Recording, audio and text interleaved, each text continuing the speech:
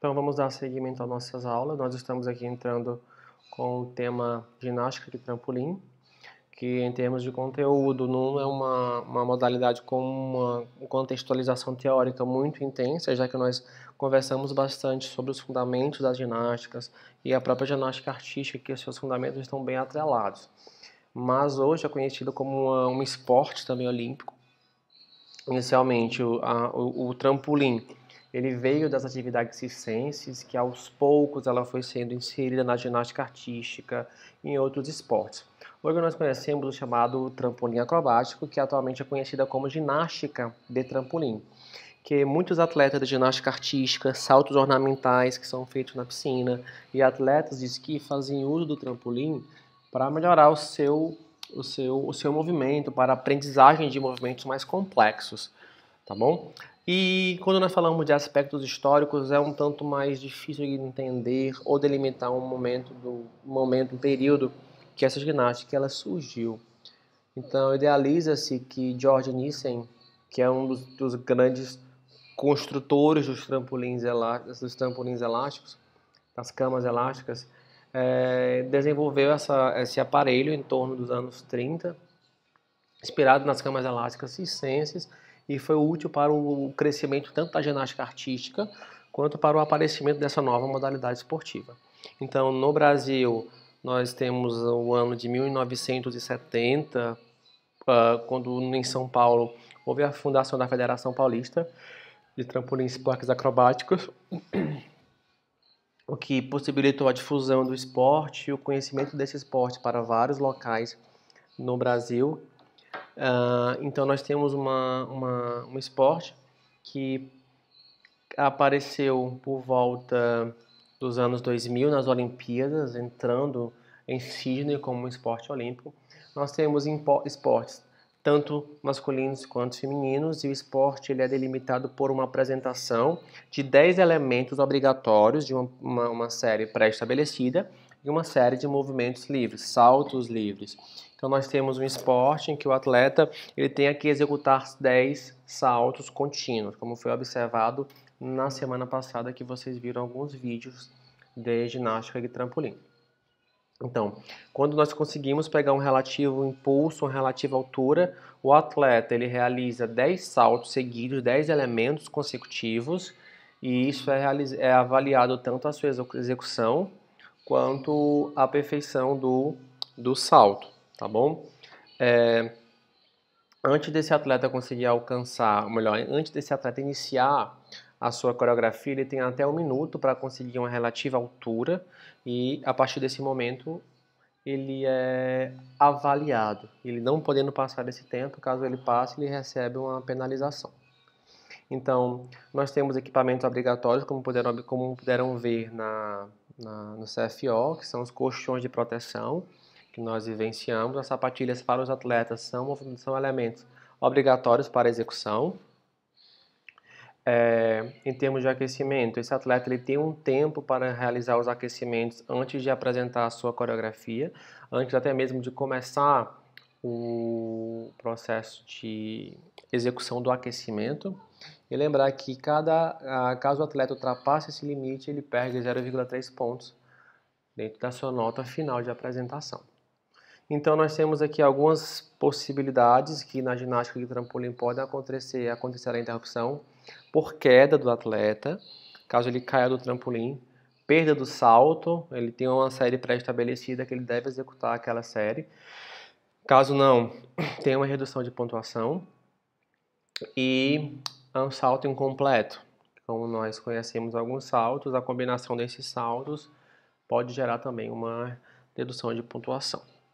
Então, quando nós falamos da ginástica, ela é conduzida através da execução de diversos saltos, piruetas e alguns aspectos técnicos e fundamentais para nós compreendermos. Vamos nos apegar aos diversos tipos de saltos que nós estudamos. Quando nós falamos aí dos diversos tipos de saltos, e quando eu falei para vocês há pouco que eram 10 elementos sequenciados, são 10 saltos que devem ser executados sem intervalo. O atleta, ao pisar na cama elástica, recebe o impulso, realiza o movimento, pisa novamente, realiza um outro movimento. Não tem intervalo entre os saltos. Então, os conceitos técnicos fundamentais são aqueles que nós já conversamos. Grupado, carpado, semigrupado, que é somente o joelho flexionado, estendido, que é a extensão completa do corpo, e o afastado, que são as pernas abduzidas. Então, esses são os movimentos padrões utilizados na ginástica artística e também aqui puxados para a ginástica de trampolim. Aqui são os exemplos, né? O grupado, que são os joelhos flexionados próximo ao peito. Observem que o pé sempre se mantém em ponta quando sai do chão. Sai o pé, sai do chão, é executada essa ponta, que são os pés, nessa movimentação. Carpado, que eu tenho uma extensão dos joelhos e as pernas se aproximam do tronco. Essa flexão ela é realizada. O carpado estendido ou esticado, que é o corpo completamente em extensão. O afastado, que é esse movimento, esse aqui será o afastado carpado, que eu tenho um momento de preparação. Aqui vocês podem ver uma pequena cama elástica, são processos de aprendizagem que a gente pode estar observando dentro da ginástica para adaptar o aluno nessa percepção de salto, altura. Nós não usamos a cama elástica, a mini cama elástica no CFO porque ela não estava presente, não tem lá. Usamos aquela mola de apoio. Aqui são alguns nomes específicos. Quando nós falamos de um salto mortal para frente, Barani, que é o mais comum nessa movimentação, que é esse salto que o atleta dá esse giro com meia pirueta, ruddy out e full in, full out. Isso aqui não precisa vocês ficarem atentos, não. Mas só para saber que começamos a ter algumas especificações, né? Já que é um esporte diferente, os nomes também mudam, mas nada parte do que nós conversamos dos saltos anteriores, que são estendidos sobre os eixos com um giro sobre o seu próprio eixo, no caso, né? As piruetas, é o que nós observamos muito comumente na ginástica de trampolim, as diversas variações de piruetas. Então, o que é avaliado nesse caso, no ginasta, é a sua série, a composição, a execução e a técnica no trampolim e as diversas posições e as piruetas, o que tem a impulsão e a aterrissagem como um movimento fundamental para que haja uma boa execução dessa análise. Então, quanto mais piruetas um salto apresentar, maior vai ser a dificuldade. Por isso que é necessário que ele tenha aquele 1 minuto que antecede a preparação para a execução da sua apresentação, que ele vai buscar uma altura adequada, útil, compatível para que ele consiga realizar então os saltos e, em geral, rotação do eixo longitudinal. Ele faz uma rotação sobre o seu próprio eixo em diversas posturas. Então, acontece sempre com as partes de um salto. Observe na postura dessa atleta, a extensão completa, os braços auxiliando na movimentação de rotação, os pés em pontas e a estabilidade desse movimento. Esses eixos de rotação são os aspectos biomecânicos dentro desse esporte, que já são um pouco alterados quando nós comparamos com a ginástica artística, por exemplo.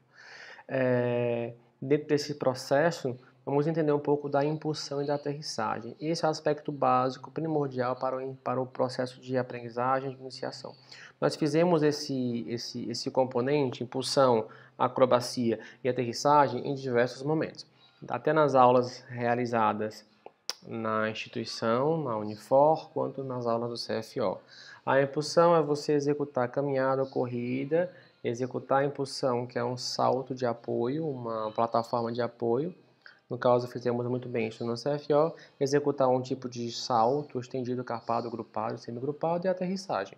Então, esse movimento ele é útil, por isso que nós realizamos ele antes no solo e depois transferimos ele para a cama elástica na nossa vivência prática que tivemos. Essa descrição compreende esse processo. A impulsão é quando o saltador se desprende da rede, a fase de voo é o início do movimento, a abertura para a realização de um salto, e a sua aterrissagem, que é a queda, o retorno desse atleta à rede.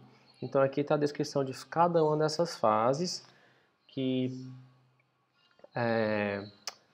possibilita a conceituação desses momentos, tá? Depois vocês podem dar uma lida melhor nisso. Então, formas de aterrissagem, como até também conversamos anteriormente, nós podemos cair em pé, em pé, sentado, ou em decúbito dorsal e decúbito ventral. Das 4 variações, a decúbito ventral é um pouco mais lesiva e menos aconselhada para alunos de iniciação.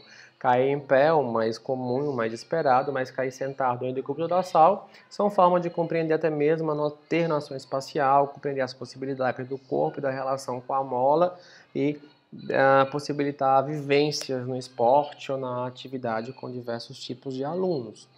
Nós temos então, dentro desse aspecto, as possibilidades e as condições, como por exemplo, saltos preliminares, que são aqueles saltos que acontecem naquele minuto que eu comentei com vocês de aquecimento, aqueles saltos que são os saltos da coreografia dos 10 elementos. Estes 10 elementos eles são compostos de movimentos combinados, movimentos específicos do esporte e movimentos complexos, e o salto chamado outbound, que é um salto final, que é o último salto que o atleta realiza.